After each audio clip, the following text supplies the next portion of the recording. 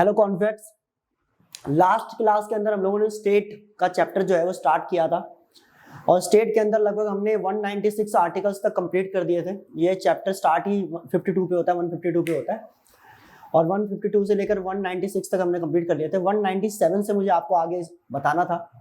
आज 197 से देखेंगे हमारे सारे आर्टिकल्स। आज ये चैप्टर ही कंप्लीट कर देंगे, ठीक है। बस आप लोग बने रहो। आर्टिकल 197 क्या कहता है कि रेस्ट्रिक्शंस है, कुछ रेस्ट्रिक्शंस है किसके ऊपर, एज टू बिल्स जो कि सेंड किए जाते हैं किसको, लेजिस्लेटिव काउंसिल्स को। लेजिस्लेटिव काउंसिल को जो बिल भेजे जाते हैं उसके ऊपर ये रेस्ट्रिक्शंस है। क्या रेस्ट्रिक्शंस है भाई तेरे पे, उस पर ये रेस्ट्रिक्शंस है कि जब कोई आपके पास बिल पास करके भेजा जाएगा, पास करके भेजा जाएगा, आप उसमें तीन चीजें करते हैं या कर सकते हैं। पहला ये कि आप उसको बिल को एसेंट दे दे, पास कर दे, ठीक है। दूसरा ये है कि पास नहीं, पहले आप रिजेक्ट करो। आप उसे या तो रिजेक्ट कर देंगे, मान लो अगर रिजेक्ट कर दिया, ठीक है ना, बिल को रिजेक्ट कर दिया। दूसरा ये है कि आपने उसको 3 महीने तक जो है उसके ऊपर कुछ कहा ही नहीं, वो 3 महीने हो गए, लैप्स हो गए, लेकिन आपने कुछ नहीं बोला। तो तीसरी कंडीशन ये है, तीसरी कंडीशन कि आपने पास तो कर दिया लेकिन कुछ अमेंडमेंट्स को जो है प्रपोज कर दिया, आपने अमेंडमेंट्स जो है प्रपोज कर दिए। अगर ये तीनों में से ये वाला काम, ये वाला काम, ये वाला होता है तो क्या करेगा लेजिस्लेटिव असेंबली। लेजिस्लेटिव असेंबली जो है, लेजिस्लेटिव असेंबली उसको, लेजिस्लेटिव असेंबली उसे दोबारा से क्या करेगा, पास करेगा और दोबारा से पास करके फिर भेजेगा आपको। और अब की बार जो आपको भेजा जा रहा है ना, तो अब की बार या तो आप इसे रिजेक्ट कर रहे हैं, तो अगर आप इसे रिजेक्ट कर रहे हैं या 1 महीने से ज्यादा हो गया या आपने फिर से कोई अमेंडमेंट प्रपोज कर दिया, उसके बाद कहा कि दोबारा पास करके लेके आओ, तो लेजिस्लेटिव असेंबली आपको ये कहेगा कि इतना टाइम नहीं है मेरे पास, इतना फ्री नहीं बैठा मैं। अब की बार वो ये मान लेगा कब, जब आपका 1 महीने लैप्स हो चुके, आपने कुछ रिप्लाई नहीं किया या दोबारा आपने इसको रिजेक्ट कर दिया या आपका दोबारा से आपने कुछ अमेंडमेंट्स जो है प्रपोज कर दिए, तो ये कहेगा कि इतना टाइम नहीं है मेरे पास। अब की बार मैं क्या करूंगा, shall be deemed to be passed, deemed as passed. ये समझ में आ जाएगा कि ये काउंसिल जो है मजे ले रहा है, ये बिल को रोकना चाहता है। तो इसीलिए पार्लियामेंट ने, आई मीन कॉन्स्टिट्यूशन ने पहले से ही क्या कर दिया, लेजिस्लेटिव असेंबलीज को ये पावर दे दी कि आप ज्यादा ऑर्डिनरी बिल्स के अंदर आप टेंशन मत लो, इसमें ये प्रोसीजर इतना। बट ध्यान रखें, देखा जाए तो मैक्सिमम टाइम कितना है, 3 महीने का टाइम मैक्सिमम है, उसके बाद फिर 1 महीने का टाइम और है। 4 महीने बाद जो है कैसा भी बिहेवियर रहे आपका लेजिस्लेटिव काउंसिल का, ऑर्डिनरी बिल जो है वो पास मान लिया जाता ही है, ठीक है ना। ऑर्डिनरी बिल को है पास मान लिया जाता ही है। This is very important. ये है आपका आर्टिकल 197, बहुत आसान आर्टिकल है, ठीक है। उसके बाद हम देखेंगे आर्टिकल 198। आर्टिकल 198 कहता है special procedure in respect of the money bill. आपका मनी बिल जो है, इसका स्पेशल प्रोसीजर क्या है, आपको याद होगा वहां पे भी हमने आर्टिकल 110 हमने वहां पे देखा था, 109 हालांकि पहले वहां पे है, यहाँ पे हमारा 198 है। ये क्या कहता है, स्पेशल प्रोसीजर की बात करता है, स्पेशल प्रोसीजर की बात करता है किसके बारे में, मनी बिल के बारे में। ये कहता है कि देखो जब मनी बिल पास होता है ना जी, तो मनी बिल को लेजिस्लेटिव असेंबली पास करने के बाद जो है, पास करने के बाद इसे लेजिस्लेटिव काउंसिल भेजता है और 14 दिनों के अंदर अगर उसने पास कर दिया तो ठीक है, कोई अमेंडमेंट प्रपोज कर रहा है, कुछ भी कर रहा है, अगर 14 दिनों के अंदर कर दिया और लगा कि भाई लेजिस्लेटिव असेंबली को लगा कि ये पास कर देना चाहिए या अमेंडमेंट्स को हमें कंसीडर करना चाहिए, ये बिल के लिए, कानून के अच्छे के लिए दिया गया है, अच्छे एडवाइस है, तो वो चाहे तो उसको क्या कर लेगा, उसके अंदर जो है ऐड कर लेगा। अगर उसका मन करेगा नहीं मुझे ऐड नहीं करना है, तब भी क्या है, वो जो है बिल को क्या कर लेगा, बिल को वापस लेकर जो है और उसको पास कर देगा। वो अमेंडमेंट को नहीं भी कंसीडर करेगा तब भी चलेगा। और अगर 14 दिन में मान लो बिना अमेंडमेंट नहीं कर रहे कोई प्रपोज, लेकिन 14 दिनों तक अटका रखा है, तो 15वें दिन ये मान लिया जाएगा कि ये बिल क्या है, अपने आप ही पास हो गया है। तो मनी बिल के अंदर पूरी पावर किसके पास होती है, लेजिस्लेटिव असेंबली के पास होती है। वहां पर हमने देखा था कि पूरी की पूरी पावर किसके पास थी, लोकसभा के पास थी। राज्यसभा 14 दिन के अंदर अप्रूव कर रहा है तो ठीक है, नहीं तो जयराम, ठीक है, वहां पे भी जयराम जी की बोलकर जो है निकल के आ जाते थे। रीजन क्या है इसका, रीजन ये है कि भाई लेजिस्लेटिव असेंबली हो या लोकसभा, इसके अंदर जो लोग बैठे हुए वो कौन से लोग हैं, वो जनता के द्वारा डायरेक्टली चुने हुए लोग हैं। और भारत के खजाने से जो पैसा निकलता है उसी को हम कहते हैं मनी बिल, उसी का ही बिल है, मतलब कि पैसा वहां से निकाला जाएगा कंसोलिडेटेड फंड ऑफ इंडिया से, ठीक है। और वो जो पैसा है उस पैसे के ऊपर, वो पैसा किसका है, वो जनता का पैसा है, वो जनता का पैसा है और उसके ऊपर पूरा हक किसका, जनता का। और जनता ने किसको चुनकर भेजा है, लोकसभा और विधानसभा के लोगों को भेजा हुआ है, ना कि राज्यसभा और लेजिस्लेटिव काउंसिल मतलब विधान परिषद के लोगों को। तो इसीलिए राज्यसभा हो या विधान परिषद, दोनों में से किसी के पास भी राइट नहीं है कि मनी बिल के बारे में वो कानून बनाए या कानून को रोके, ऐसा कुछ नहीं कर सकते। उसके लिए कौन है, उसके लिए पूरी तरह से रिस्पॉन्सिबल है लोकसभा और यहाँ पर लेजिस्लेटिव असेंबली। मान लो कि वो पैसे का दुरुपयोग कर रहे हैं या कुछ भी कर रहे हैं तो वो जनता डिसाइड करेगी अगले इलेक्शन के अंदर। लेकिन लेजिस्लेटिव काउंसिल जो है वो अपने आप में जो है विधि विधाता बनकर जो है वो उसके बीच में रोक टोक नहीं करेगा, राज्यसभा भी रोक टोक नहीं करता है और ये मान लिया जाता है। लेकिन आप एक बात सोचो, आप एक बात और आ जाती है कि लेजिस्लेटिव असेंबली को पता है कि मनी बिल जो है उसको कोई नहीं रोकता, तो क्यों ना हमें कोई ऐसा कानून जो हमारा ऑर्डिनरी बिल है, ऑर्डिनरी लॉ है वो हमारा, उसको पास करवाना है। लेकिन उसको पता है कि विधानसभा या विधान परिषद में बहुत बवाल होगा, तो क्यों ना एक काम करते हैं, हम उसको मनी बिल बना दे और मनी बिल बनाकर जो है हम उसको प्रेजेंट कर दें लेजिस्लेटिव असेंबली के अंदर, विधानमंडल के अंदर।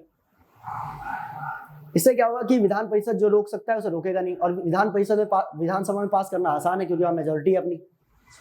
तो ऐसी कोई भी चालाकी ना करे, इसी के लिए क्या कर लिया गया, इसके लिए एक आर्टिकल अलग से बनाया गया जिसको हमने कहा आर्टिकल 199। इसके साथ में ही है आर्टिकल 199। क्या कहता है, इसमें बता रखा है कि अच्छा इतना तेज बन रहे हो तो बेटा ले, मनी बिल का उन्होंने डेफिनेशन ही दे दिया कॉन्स्टिट्यूशन के अंदर, यहाँ पर डिफाइन कर दिया इन्होंने कि किस किस को मनी बिल बोलेंगे। और उन्होंने बोला कि इसके अलावा अगर कोई भी बिल है और उसको भी अगर आप मनी बिल के तौर पर अगर पास करवा रहे हो तो हम ये मानेंगे कि बेवकूफ बना रहे हो आप, वो ऑर्डिनरी बिल ही है, आप उसको मनी बिल बनाकर बस प्रेजेंट करना चाहते हैं। तो इसीलिए मनी बिल को अलग से डिफाइन करके एक आर्टिकल ही बना दिया 199।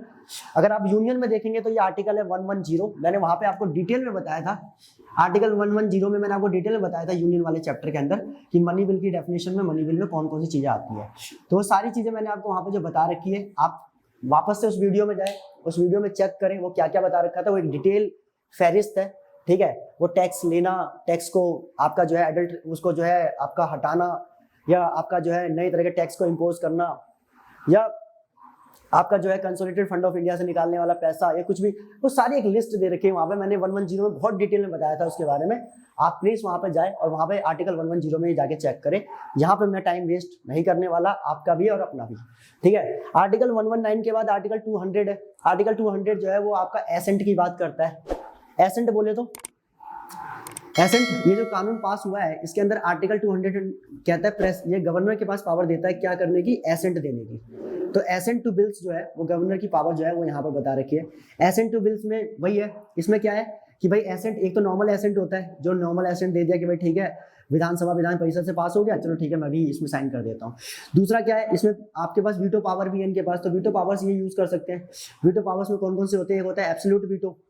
एब्सोल्यूट वीटो दो चीजों पे लगता है कि प्राइवेट बिल है, अगर कोई प्राइवेट मेंबर लेके आया तो ये पुराने बिल जितने भी हैं, जो ओल्ड लो जो बिल्स हैं, उन सारे के सारे बिल के ऊपर क्या लगा दिया, एब्सोल्यूट वीटो। सस्पेंसिव में क्या होगा, कुछ टाइम के लिए अपने पास विदहोल्ड कर लिया, इसको कहते हैं सस्पेंसिव वीटो। और तीसरा होता है इसे कहते हैं पॉकेट वीटो। पॉकेट वीटो में क्या हो गया कि ना हाँ बोला, ना बोला, ना यस बोला, ना नो बोला, और सीधा जो है बिल को अपने पॉकेट में रखा और गवर्नर साहब निकल लिए और लंबे समय के लिए निकल लिए। तो उनका जब मन करेगा वो पास करेंगे। तो ये पावर जो है गवर्नर साहब क्या है, ये है आर्टिकल 200। मुबारक हो, आपके 200 आर्टिकल कंप्लीट हो चुके हैं कॉन्स्टिट्यूशन के अंदर। हमने जो वादा आपसे किया था, जो वादा आज भी हमारा है, वो हम उस पर चलते जा रहे हैं। 200 आर्टिकल तक, आर्टिकल 1 से लेकर हम यहाँ तक पहुंच चुके हैं। कॉन्स्टिट्यूशन का एक एक चीज मैं आपको बताऊंगा। आपको लग रहा होगा कि पिछले 30-40 वीडियो के अंदर ही आपको इतनी चीजें बता दी गई है, तो इसका मतलब यही है कि हम ऑलरेडी पहले से बहुत ज्यादा होमवर्क करके आ रहे हैं, तो आपका टाइम बच रहा है, इसीलिए आपको कम समय में जो है ये पूरा कॉन्स्टिट्यूशन बता रहे हैं, क्योंकि कॉन्स्टिट्यूशन वाकई में बहुत डिटेल्ड एक स्टडी है अपने आप में, ठीक है, ध्यान रखेंगे। तो 200 तक आर्टिकल हो चुके हैं, उसके बाद में वो थोड़ा सा स्पेस खाली करना पड़ेगा बताने के लिए।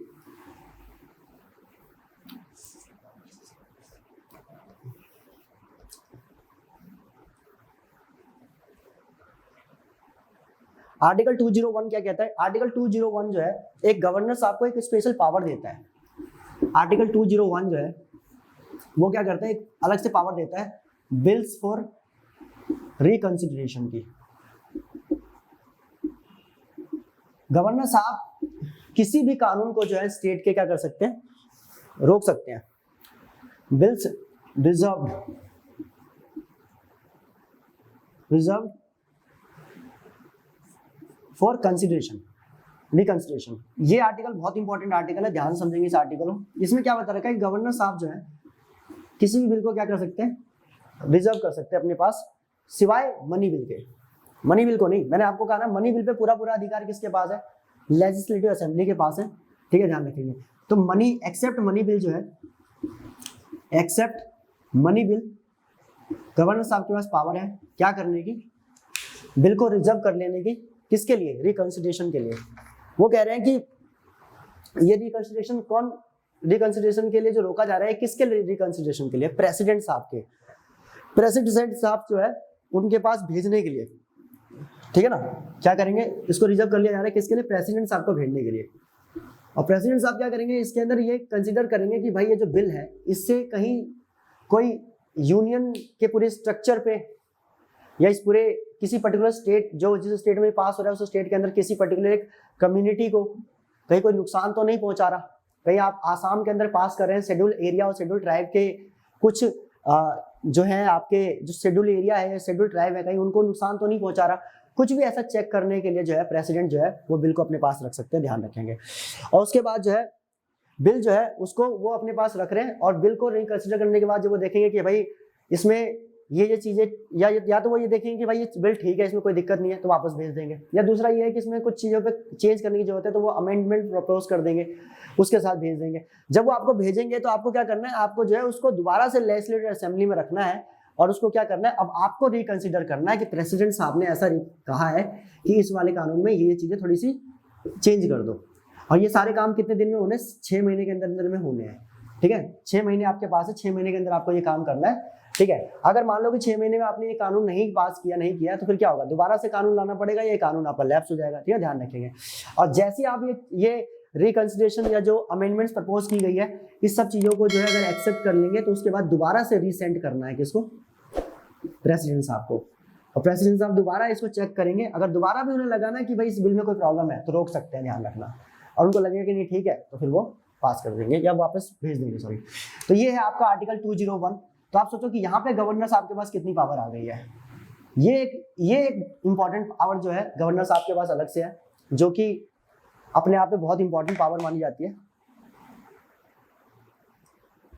यहाँ पे गवर्नर जो है कानून अगर चाहे तो रुकवा सकते हैं, कई सारे कानून रुकवाते हैं। इससे इसी आर्टिकल का इस्तेमाल कर करके जो है बहुत पॉलिटिक्स होती है, ठीक है। मैं आपको लास्ट क्लास के अंदर केजरीवाल वर्सेस सेंटर का टसल बता रहा था, उस वाले में यही होता है। ज्यादातर वो आर्टिकल 201 का इस्तेमाल करते हैं, बिल को रोक लेते हैं सॉरी, बिल को रोक लेते हैं। और बिल को रोकने के बाद फिर क्या, रोकने का मकसद ये नहीं होता कि बिल खराब है, ये है वो है, बस इतना मकसद होता है कि थोड़ा सा टाइम इसमें बीतता चला जाए। 5 साल के लिए सरकारें होती हैं, 3 साल बिल को रोक कर बैठ गए तो 3 साल तक वो कानून पास ही नहीं होगा, तो उस पर काम नहीं होगा। काम नहीं होगा तो जनता को लगेगा कि यार काय का सीएम काम ही नहीं कर पा रहा। जनता को टेक्निकल चीजें पता ही नहीं है आर्टिकल 201 की, उसको लगता है कि नहीं नहीं यार ये झूठी पार्टी है या ऐसे है जो भी है। I am not appreciating any party, but यार ये होता है। और मैंने आपको पहले कहा था कि ऐसा नहीं कि सिर्फ केजरीवाल जी के साथ हो रहा है, पहले मोदी जी थे उनके साथ भी ऐसा ही हो रहा था। उसके बाद जितने भी आप जगह पे देखेंगे आपको ज्यादातर जगहों पे दिखेगा कि इस तरह की चीजें होती रहती है, ठीक है। महाराष्ट्र में हो रहा था, महाराष्ट्र में कोश्यारी साहब जो है, कोश्यारी साहब की होशियारी काफी प्रसिद्ध थी वहां पे, आप देखिए तो लगभग हर स्टेट के अंदर जो है ये मसला रहता ही है। उन स्टेट के अंदर जहां पर सेंटर से इतर पार्टियां जो है वो अपना सरकार बना के बैठी हैं, उन जगहों पे तो होता ही होता है, वहां पे ये सब चीजें चलती रहती है अंदर ही अंदर, ठीक है। तो ये 201 है आपका। आर्टिकल 202 की अगर हम बात करेंगे, आर्टिकल 202 से लेकर आगे तक की कहानी बिल्कुल सेम है जो मैं उसमें बता चुका हूँ आपको आपका सेंटर वाले में। यहाँ पे भी बजट होता है, ठीक है, ध्यान रखेंगे। यहाँ पे भी क्या है, यहाँ पे भी बजट होता है। तो बजट को आपको मैंने बताया था कि बजट वर्ड जो है, बजट वर्ड कहीं पे भी लिखा हुआ नहीं है, तो इसकी जगह पे क्या लिखा हुआ है, एनुअल फाइनेंशियल स्टेटमेंट। इसके अंदर जो है, इसके अंदर क्या होता है कि जो स्टेट के फाइनेंस मिनिस्टर होते हैं वो क्या करते हैं, पूरा खाका तैयार करते हैं, जिसको हम बजट के रूप में जानते हैं। उस पूरे बजट को तैयार करते हैं और बताते हैं कि इस साल में हमारा क्या क्या खर्चा रहा, क्या क्या इनकम रही, अगले साल हमारा क्या क्या खर्चा रहेगा, अगले साल हमारी क्या क्या इनकम जनरेट करेंगे हम इससे, ठीक है। That is all. तो कुल मिला के जो है ये 202 का पूरा कॉन्सेप्ट सेम है, जैसे कि वहां पर आर्टिकल 112 था अगर आपको याद हो। फिर आर्टिकल 203 के अंदर मैंने आपको बताया था जो भी बजट होगा उसका एस्टिमेट बनेगा, एस्टिमेट बनने के बाद जो है एस्टिमेट कि भाई इतना पैसा इसमें खर्च हो सकता है, फिर आर्टिकल 204 में जो है इसको अप्रोप्रिएट करेंगे तो अप्रोप्रिएशन अकाउंट बनेगा। अप्रोप्रिएशन अकाउंट जो है अप्रोप्रिएशन के लिए जो है आपका बिल आएगा, कितना पैसा एक्चुअल में मिला। फिर आर्टिकल 205 क्या कहेगा, आर्टिकल 205 कहेगा कि भाई इसमें अगर कुछ पैसा कम पड़ रहा है तो आर्टिकल, हाँ कुछ पैसा सप्लीमेंट अगर कम पड़ रहा है, मान लीजिए बजट बनाया 1 लाख का खर्चा हो गया 1.5 लाख का, ठीक है, तो 50,000 रुपये एक्स्ट्रा चाहिए ना, तो उसके लिए क्या चाहिए, उसके लिए सप्लीमेंट्री चाहिए, अलग से पैसा चाहिए, तो उसके लिए भी अगर बिल पास करना चाहे अलग से बाद में आकर के सप्लीमेंट्री एडिशनल, ठीक है, एडिशनल या और एंड एक्सेस ग्रांट चाहिए, ठीक है, एक्सेस ग्रांट चाहिए, ठीक है, ध्यान रखिए ये चीज़ है। आर्टिकल 205 क्या कहता है, आर्टिकल 206 कहता है कि भाई अब एक काम करो, जो भी हो रहा है उसके वोट करवा लो, वोट ऑन अकाउंट, ठीक है, ध्यान रखेंगे वोट ऑन अकाउंट होता है, इसके बाद यही है और कुछ है, ठीक है, वोट एंड अकाउंट होता है। उसके बाद आपका आर्टिकल 207 में क्या बता रखा है कि आपका जो है फाइनेंशियल बिल बिल्कुल सेम, वहाँ पे 117 था, यहाँ पे आर्टिकल 207 है। आर्टिकल 207 में क्या है, आर्टिकल 207 में यहाँ पे फाइनेंशियल बिल है। फाइनेंशियल बिल मैंने आपको बताया था 2 टाइप के होते हैं, एक होता है आपका, एक होता है टाइप 1, एक होता है टाइप 1, एक होता है आपका टाइप 2। टाइप 1 में कौन से बिल होते हैं जिसके अंदर इमीडिएट बेसिस पे पैसा चाहिए, टाइप 2 में कौन सा है जो कि आपका धीरे करके मिलता रहे तो भी चल जाएगा। फिर आर्टिकल आपका 208 है जिसमें क्या है आपका, आर्टिकल 208 में यहाँ पे that is rules of procedure. Article 208, article 209 same वहाँ पर जो है आपका याद होगा आर्टिकल 118, 119 की तरह है। यहाँ पे आर्टिकल 208 और 209 क्या है, स्पेशल रूल्स ऑफ प्रोसीजर है, रूल ऑफ प्रोसीजर। वहाँ पे पार्लियामेंट के लिए था तो यहाँ पे लेजिस्लेटिव असेंबली के लिए, ठीक है, ध्यान रखेंगे, लेजिस्लेचर के लिए, सॉरी स्टेट लेजिस्लेचर के लिए, ठीक है, ध्यान रखेंगे स्टेट लेजिस्लेचर के लिए हो गया। उसके बाद यहाँ पर रूल ऑफ प्रोसीजर किसके लिए, ये आपका किसके लिए था भाई, फाइनेंस के लिए, फाइनेंशियल मैटर्स के रिगार्डिंग में जो है ये होता है। आर्टिकल 209 यहाँ पे क्या, यहाँ पे आर्टिकल 210 क्या कहता है, और आर्टिकल आपका जो है 211, ये दोनों के दोनों आर्टिकल्स क्या कहते हैं, ये दोनों, पहला वाला कहेगा लैंग्वेज, हाँ लैंग्वेज के बारे में, ठीक है, लैंग्वेज क्या रहेगी लेजिस्लेचर की, वो आपको आगे मैं लैंग्वेज के चैप्टर में बता दी दूंगा। आर्टिकल कौन सा आता है भाई वहाँ पे, 345 है शायद, 345 में बता रखा है, ठीक है, यहाँ पे लैंग्वेज, तो लैंग्वेज में बता रखा है वहाँ पे कि भाई स्टेट वही, मतलब कि स्टेट की ऑफिशियल लैंग्वेज में हिंदी तो रहेगी, मतलब हिंदी सेंस, मतलब हिंदी नहीं, सॉरी मैं बोलूँगा कि स्टेट की जो लैंग्वेज है वो क्या है, वहाँ पे स्टेट लेजिस्लेचर जो है उस पर डिसाइड करेगा, ठीक है, क्या क्या मतलब कौन सी लैंग्वेज जो है, मतलब वहाँ पे क्या है कि मतलब जैसे हमारी जो ऑफिशियल लैंग्वेज जो 22 है उसमें से वो चाहे तो स्टेट में इंग्लिश और हिंदी के अलावा जो है वो स्टेट की भी कोई लैंग्वेज, एक तो हिंदी है, एक इंग्लिश है, और एक कोई सी भी जो है आपकी स्टेट के अंदर जो आपकी वो 22 भाषाओं में से कोई एक अगर स्टेट की प्रमुख भाषा है तो उसको भी चाहे तो वो लोग क्या कर सकते हैं, ऑफिशियल लैंग्वेज के तौर पे यूज कर सकते हैं। एग्जांपल के लिए महाराष्ट्र के अंदर आप देखेंगे मराठी में शपथ लेते हैं लोग, बिहार के अंदर देखेंगे भोजपुरी में, मैथिली में लोग शपथ लेते हैं भाई, ठीक है ना, तो आप लेना चाहे तो ले सकते हैं। अच्छा, उत्तर प्रदेश में कोई ब्रज भाषा में लेना चाहे तो आप तो कोई रोक टोक नहीं है, आप तो जैसे मर्जी लो, लेकिन वैसे रूल आउट ऑफ रूल है, ध्यान रखेंगे। हाँ, संस्कृत में अभी इस बार मैंने देखा था संस्कृत में कितने सारे लोगों ने लोकसभा में लिया था, संस्कृत हमारे 22 भाषाओं में आती है, तो 22 भाषाओं में जो आती है उसके अंदर लेंगे, बट ध्यान रखेंगे ज्यादातर वो 22 भाषा ही होती है। अभी तक मेरे सामने तो कोई एग्जाम्पल ऐसा मेरे को दिखा नहीं है कि किसी और लैंग्वेज में कोई शपथ लिया हो जो 22 भाषाओं में नहीं आती है, तो यही भाषा ही होती है 22 भाषा। पहला तो आपका हिंदी, दूसरा इंग्लिश, और तीसरा जो है स्टेट ने डिसाइड कर रखा होगा कि हमारी ऑफिशियल लैंग्वेज होगी। जैसे महाराष्ट्र के अंदर मराठी जो है ऑफिशियल लैंग्वेज है वहाँ की, गुजरात में गुजराती में लेते हैं, कई लोग लेते हैं, कई हिंदी बोलते हैं, कई इंग्लिश में ही काम चला लेते हैं। साउथ के सारे स्टेट्स में ज़्यादातर इंग्लिश से और इंग्लिश का चलन है, वो तमिल तेलुगु इसमें बोलना चाहे वो भी बोलते हैं, कन्नड़ में मलयालम में वो भी चलता है, कोई दिक्कत वाली बात नहीं है। आपका आर्टिकल 211 और आर्टिकल आपका 212 ये दोनों के दोनों जो है आपका क्या है, आपका कोई भी डिसीजन आपका जो है restriction on the discussion in the legislature, and वही बता रखा है कि आपका जो है कोई भी कोर्ट का मसला जो है वो आपका लेजिस्लेचर मतलब कि स्टेट लेजिस्लेचर में डिसाइड, मतलब कि उसके बारे में डिबेट नहीं होगी। स्टेट लेजिस्लेचर क्या करेगा, स्टेट लेजिस्लेचर किसी भी कोर्ट के मैटर को जो है उठाएगा नहीं आपका किसके अंदर कि कोर्ट ऐसे काम कर रहा है, कोर्ट को वैसे काम करना चाहिए, ये सब बातें आप ना सिखाएं, कोर्ट को बहुत अच्छी तरह से पता है।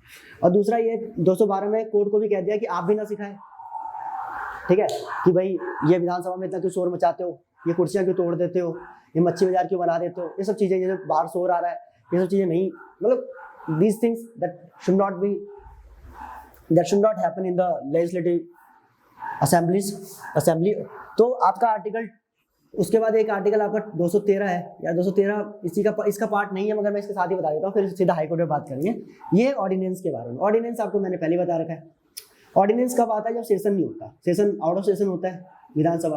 तो ऐसे में क्या करते हैं गवर्नर साहब जो है टेम्पररी एक कानून बनाने के लिए कि भाई इस वक्त कानून की आवश्यकता है, ठीक है। मैंने आपको बताया था, जब मैंने आपको यूनियन पढ़ाया था उसमें मैंने आपको 123 में बताया था कि जो लॉकडाउन के टाइम पे कानून बनाए गए थे, उसी तरीके से यहाँ पे भी है। ये 6 वीक के लिए जो है आपका एप्लीकेबल रहता है। 6 वीक के बाद जो है इसको क्या करना होता है, लेजिस्लेटिव असेंबली और लेजिस्लेटिव काउंसिल से दोबारा पास करवाना पड़ता है। और अगर पास नहीं किया तो कहते हैं कि 6 महीने ऑन द स्पॉट ही क्या कहते हैं आपका जो है विड्रॉ हो जाता है, ये डिजॉल्व हो जाता है, ठीक है, ध्यान रखेंगे। ओके, तो this is the article till article 213। यहाँ तक आपका स्टेट का पूरा काम खत्म हो गया। अब बस हमारा बच जाएगा हाई कोर्ट। हाई कोर्ट खत्म होते जाए, हाई कोर्ट और डिस्ट्रिक्ट कोर्ट खत्म होते जाते आपका स्टेट का चैप्टर खत्म हो जाएगा।